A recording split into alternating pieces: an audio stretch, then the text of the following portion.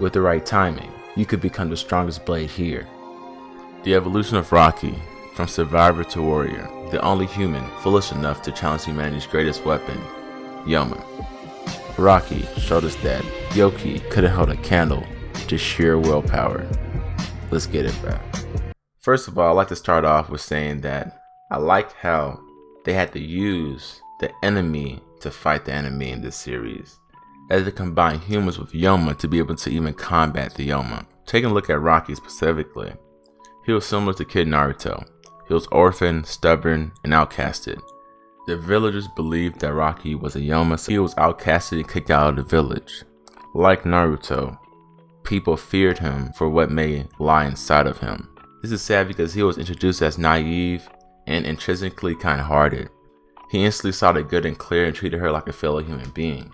He often smiled through the pain, and he really appreciated the small things. And I like to compare this to Naruto actually. When Naruto got that ramen with Iruka, that nigga was souped. When, Jiraiya gave him that popsicle, that nigga almost cried.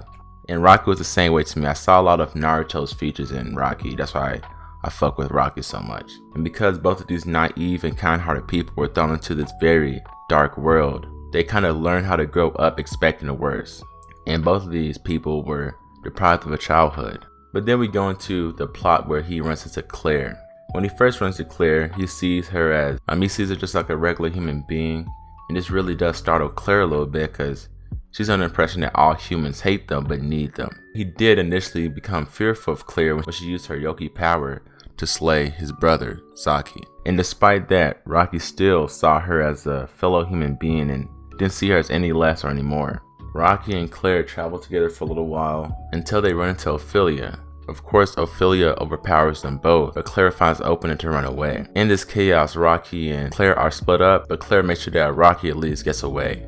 RAKI gets captured by slave traders, and then he later escapes and runs into Priscilla and Isley. The reappearance of RAKI was so fucking clean, bruh. This shit was clean than a bitch. To see RAKI go from this very innocent child to ending up with the two strongest characters in the series was extremely satisfying to read.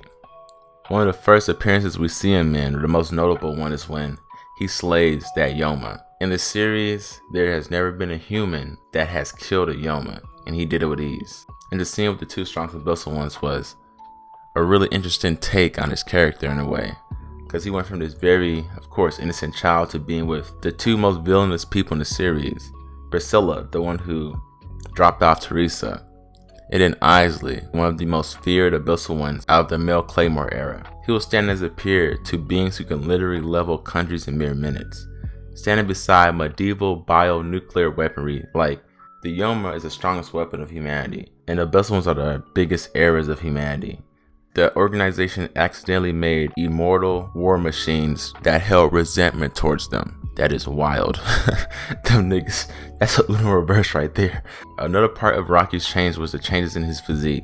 He literally had a different glow in his eye. When RAKI was a child, he had a very timid but warm-hearted look in his eye. But to see him now surrounded by the darkest things in the series but still retain this warmth in his eyes was kind of unsettling. As a reader, you didn't know what RAKI was up to, you don't know what he's been through, and you don't know how he's changed. You see, he's a 6'3" musclehead who wields a Claymore like a Claymore, so you almost expect him to be or have some Yoma energy at that point. But then we go into the next step and why his shift was extremely cold. He was taken as a pupil of Isley, the abyssal one of the north. Nigga, that's cold. That RAKI went from that kid, that abandoned kid in the town, to becoming a pupil of one of the strongest abyssal ones that the organization has ever created in a way. And the way the plot progressed made it even more interesting because the whole North arc, when all 7 of the girls went there, the buildup of Isley and that whole arc made this appearance with RAKI made it even more jarring. If we take a look at Isley, it's really easy to see how he has rubbed off on RAKI. Isley comes off of a very polite person, very well-mannered. RAKI, you can look deep down inside him and see warmth. But if you take a look deep down to Isley, you see a very cold and almost a dark void within him. And that's why I feel like it was the best thing, setting-wise, to put Isley in the north with the cold, icy, barren terrain, because that kind of describes his character. His very facade-like, empty character. So to see that he rules a very desolate and barren wasteland, unfit for life and warmth, is very fitting of his character. And to see that Rocky was brought up within that type of environment, and kind of wonder how his character changed. And Rocky's character is very cool because it talks about the power scale in the series in general. He was a mere human with no Yoki power, but was able to slay a Yoma. The whole series is kind of built around, oh, you can't control your Yoki power, you turn abyssal. It almost seems like his character is trying to tell us something different. That willpower is truly stronger than Yoki power. Take a look at Clare, she's only 25% Yoma. But throughout the series, she wins time and time again. And I think it's due to pure willpower. She was ranked number 50 of the Claymores, but by the end of the series, she can debatably be within the top 10 of the Claymores. Willpower in the series acts very similar to how constraints or conditions act in Hunter x Hunter when it comes to Nen. Constraints or conditions make the overall Nen ability stronger. Nen is very similar in the sense to water coming out of a hose. If you add some type of constraint to the opening of the hose, you would increase the force of the escaping water. How I saw Rocky's character is, if he is a mere human who could slay a Yoma, Clare, despite being only 25% Yoma, can definitely find a way to beat Priscilla. And with the series ending in a way that showed that Isley really cared for Rocky, because he trained Rocky to know that Priscilla won't take him too serious in battle. So Rocky used that in his favor and struck Priscilla when she was least expecting it, allowing for Clare to find an opening to deliver the finishing blow, and finally allowing Clare to get what she has been wanting throughout the entire series. Because like so many other manga series, Claymore is a story of revenge. Clare saw the only person that saw her as a human, so dehumanized. I think the most jarring thing in any series is when somebody so humanized is decapitated. But for Clare to see Teresa killed in that fashion right before her eyes, and then to not even be seen seriously by the killer, Priscilla almost saw Clare as an insect. But I think this speaks volumes about Priscilla's character. I think Priscilla's mortal flaw was that she always underestimated her enemy.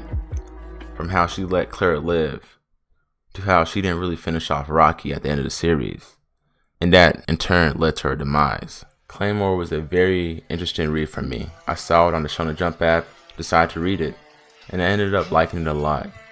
If you haven't watched Claymore, you probably won't be at the end of the video, but if you know somebody who hasn't finished Claymore, tell that nigga to watch it, bruh.